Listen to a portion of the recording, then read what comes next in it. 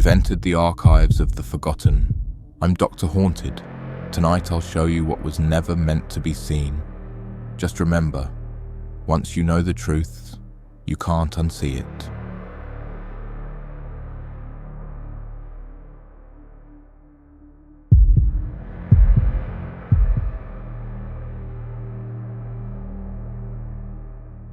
I found the apartment on a last-minute listing. 1 bedroom, reasonable rent, in the trendy part of downtown I'd always wanted to live in. The property manager seemed eager, almost desperate, to have me sign immediately. It's been vacant for a while, she explained, avoiding eye contact. Previous tenant left unexpectedly. I should have asked questions. Instead, I signed the lease that day. The first week was uneventful. I unpacked, arranged furniture, settled in. Then the noises started, subtle at first. Footsteps when I was alone. Water running briefly in the bathroom at 3 a.m. Cabinet doors left open that I distinctly remembered closing. I blamed forgetfulness, old pipes, the usual rationalizations. In my second week, I found a small box pushed to the back of the bedroom closet. Inside were Polaroid photos, all of the apartment, empty except for different arrangements of candles on the floor. The final photo showed a circle of salt surrounding what appeared to be bloodstains. That night, I awoke to whispers. A woman's voice, barely audible. He's coming back. He always comes back. I convinced myself it was dreams, neighbors through thin walls, anything but what it sounded like. The next morning, my kitchen knives were arranged in a perfect circle on the countertop. I hadn't touched them. I contacted the property manager. Did something happen to the previous tenant? Long silence. Then, we don't discuss previous tenants. I need to know, I insisted. She sighed. There was an incident, nothing confirmed. She claimed someone was living in the walls, watching her. Police found no evidence. She broke her lease, disappeared, left everything behind. Everything? We cleared it all out, standard procedure. That night, I left my laptop recording while I slept. In the morning, I reviewed the footage. For hours, nothing. Then at 3:17 a.m., static filled the screen. When it cleared, a face was inches from the camera. Gaunt, eyes wide, mouth stretched in a silent scream. Not a woman's face. A man's. I took the footage to the property manager, who reluctantly revealed more. The tenant before her, a man, died in the apartment. Natural causes, they said. The police, the body wasn't found for weeks. Summer heat, enclosed space. She didn't finish. That night, I placed voice recorders in every room. The results were chilling. In the kitchen, sounds of chopping, wet sounds, whimpering. In the bathroom, running water, sobbing. In the bedroom, my bedroom, a man's voice. I'm still here, in the walls, always watching. I broke my lease the next day. The property manager didn't protest. As I packed, I discovered a small door behind my dresser, a maintenance access panel to the building's central shaft. It had been unsealed. Recently, inside was a small space, just large enough for someone to sit and watch through the ventilation grate that faced my bed. On the floor lay a decomposed Polaroid camera and a knife crusted with something dark. The apartment was listed for rent again 3 days later. Newly renovated, the ad claimed. Previous tenant left unexpectedly. Sometimes I drive by at night. The lights are always on. Sometimes I see a figure standing in the window watching the street below. And sometimes, when the night is particularly quiet, I could swear I hear whispering from inside the walls of my new place. Found you. Finally found you.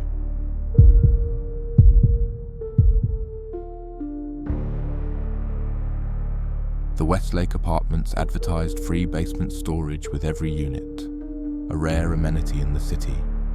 It was the deciding factor when I signed my lease. As a collector of vintage furniture, I needed the extra space. Each tenant gets 1 storage cage, explained the superintendent. leading me down concrete stairs. "Keep it locked. Don't leave valuables." The basement was dimly lit, a maze of chain-link cages filled with residents' overflow possessions. He pointed to an empty unit at the far end beside a rusted metal door. "That one's yours. 13 inches. He handed me the key. "And stay away from that door. Boiler room. Dangerous." I noticed my cage was the only one in a small alcove, separated from the others. Perfect, I thought. Extra privacy.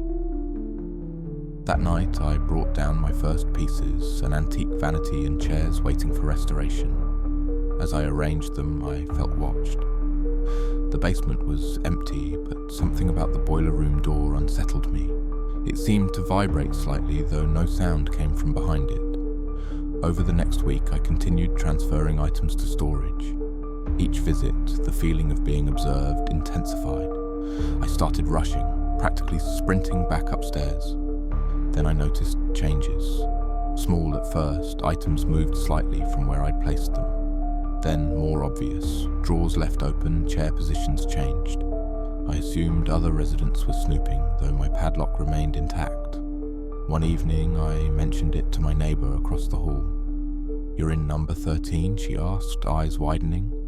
"Nobody takes that cage." "Why not?" "Bad things happen. The previous tenant, he used it to store his photography equipment. Started complaining that someone was using his camera at night. Motion sensors triggering. Missing memory cards. What happened to him? Disappeared 6 months ago. Left everything behind." Disturbed but skeptical, I decided to set a trap. I positioned my phone as a hidden camera, angled toward my storage items, and left. The footage I retrieved the next day changed everything. Around 2 a.m., the video showed the boiler room door slowly opening. No one emerged, but a shadow, impossibly long and misshapen, stretched across the floor. The temperature gauge on my phone recorded a sudden 15-degree drop. The shadow moved toward my storage cage. The padlock, still locked, somehow opened. The gate swung wide. The shadow passed over my furniture, lingering on a mirror I'd recently acquired. The glass fogged and words appeared as if traced by invisible fingers. "Still collecting." I showed the superintendent the footage, his face drained of colour. "There is no boiler room," he whispered. "That door was sealed decades ago." He explained the building's history, originally a sanatorium in the 1920s. The basement housed morgue facilities. During renovation in the 70s, workers discovered evidence of a doctor who'd collected body parts from deceased patients. The area was sealed, the doctor's crimes covered up to prevent scandal. That night, I emptied my storage cage. As I removed the last item, the boiler room door creaked open. From the darkness emerged a sound, metal instruments clinking together. I ran, dropping my keys. Behind me, a raspy voice called out, "Beautiful specimens. I've started a new collection." I broke my lease the next day, left most of my belongings behind. The superintendent called weeks later. "We cleaned out your apartment," he said. "Found something strange in your closet." "What?" "All your mirrors, the glass removed, perfectly cut out. And a note. Reflections capture more than images. I've moved to a house now. No shared walls, no basement. But sometimes, in any reflective surface, I glimpse a tall figure standing behind me, hands filled with gleaming instruments.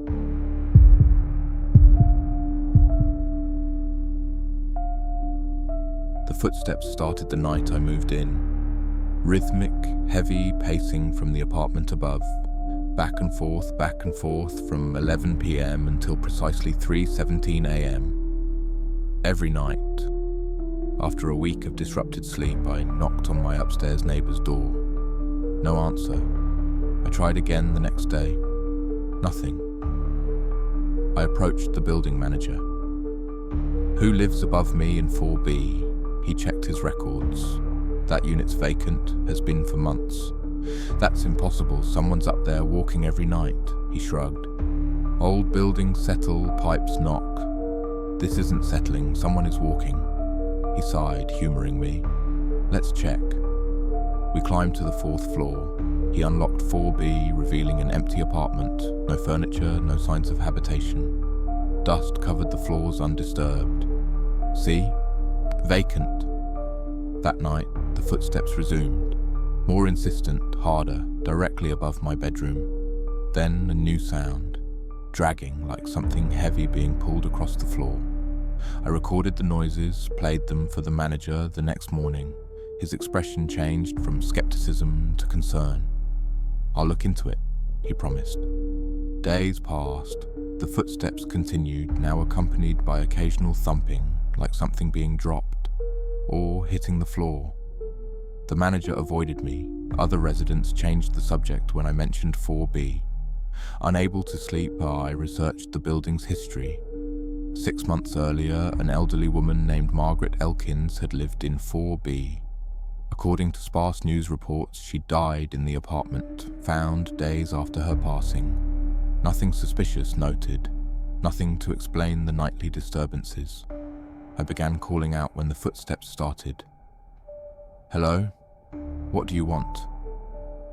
One night, the pacing stopped immediately after my question. Then, slowly, deliberately, footsteps approached the spot directly above my bed and stopped. 3 loud knocks answered me.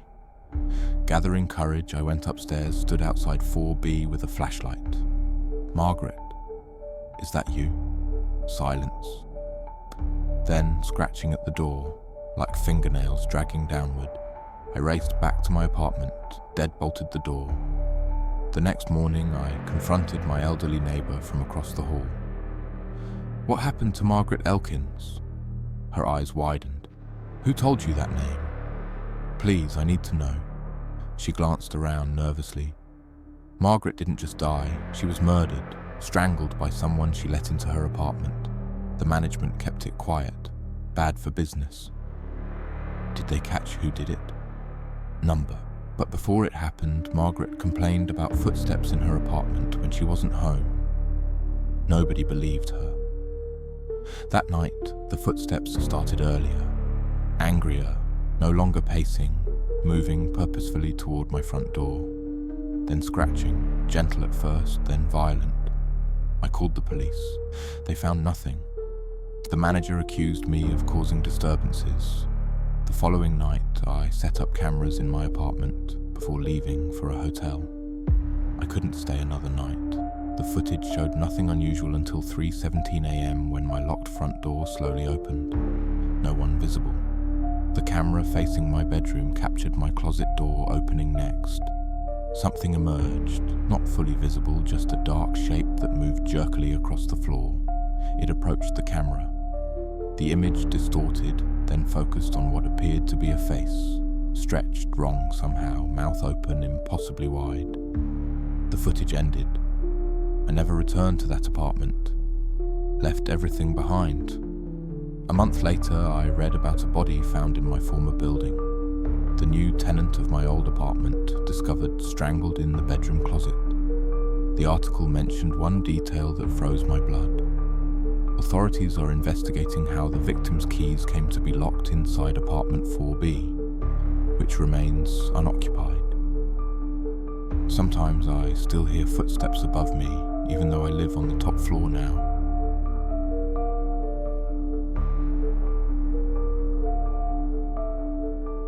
Newly renovated historic building, modern amenities with vintage charm. That's how the listing described the Montgomery, a former hotel converted into luxury apartments. I signed a lease immediately, excited about the crown molding, hardwood floors and updated kitchen. The first month was perfect. Then the construction began in Unit 512, directly adjacent to mine. Odd, since all renovations were supposedly complete. Final touches, the property manager explained when I complained about the noise. Just cosmetic work, should be done in a week.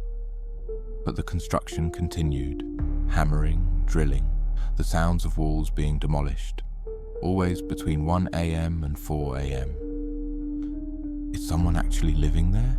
I asked the manager. 512 isn't occupied yet, she said, and there's no construction scheduled. That night, I pressed my ear against the shared wall when the noises started. Not construction, something else. Scraping, scratching, like fingernails on plaster. And voices, muffled conversations I couldn't quite make out. I knocked on the wall. The sound stopped instantly. 3 minutes later, something knocked back. 3 precise taps. I convinced the manager to let me see inside 512. The unit was immaculate, completely finished, no signs of construction. More disturbingly, no renovation equipment or materials anywhere.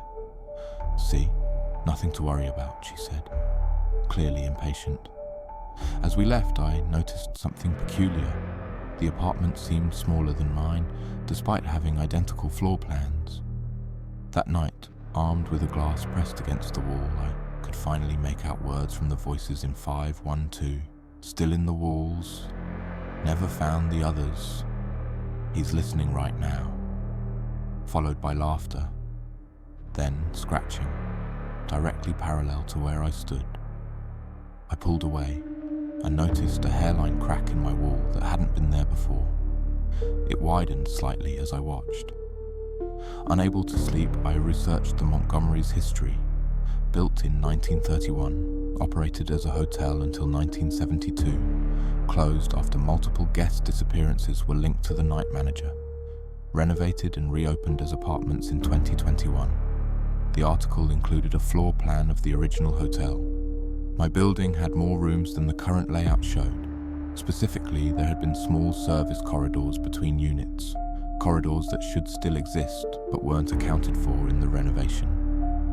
The walls between apartments should have been twice as thick.